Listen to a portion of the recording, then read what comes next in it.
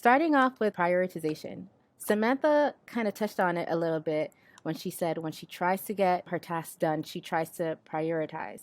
So let's kind of dig a little deeper into that. There are times when we're at our jobs, when we're working and we have projects assigned to us. We have to understand that there's no two tasks that are the same. How do you all identify which task to tackle first on the job and structure your time doing that? In terms of like sprint planning, right? Like if there's a story that's assigned to you or like a small project, how do you identify like how you're going to prioritize your time with that assignment? Got it. I know for me, I think in words.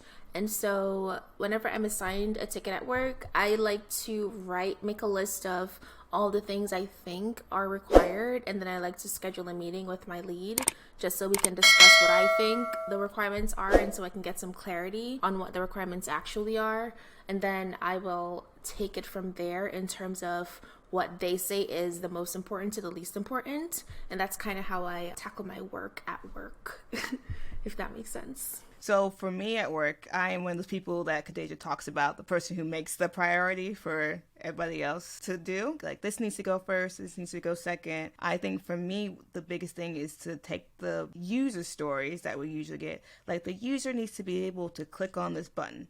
So then we need to like break that down into smaller pieces. So maybe it's like find the place to put the button. Like we don't know where that goes. And make the button component. So it's like the smaller the task is, the easier it will be to get things done.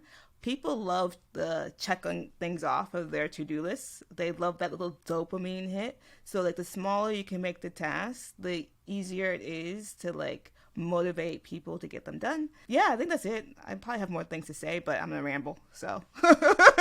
No, I love how you touched upon that piece where you're like, the smaller the task, the easier it is to get done. Because sometimes when we're approaching our work, we think, oh, I have 8 hours today to get all this work done.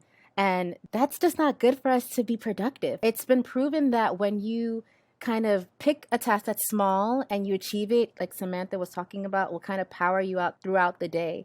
It's better to get like 4 small things done than to think I have 8 hours today to do this work. It's kind of like, it's a mindset hack, but if you can master that, can in the long run help you with your time management. I think especially with the work that we do as well, we're very thought heavy in our work. It's a lot of thinking, it's a lot of planning, it's a lot of strategizing. And so in terms of prioritizing and time management, we also need to consider creating time and space for thinking, because that's the majority of what we do in our day. We're just thinking about how to solve this particular problem we were assigned to solve.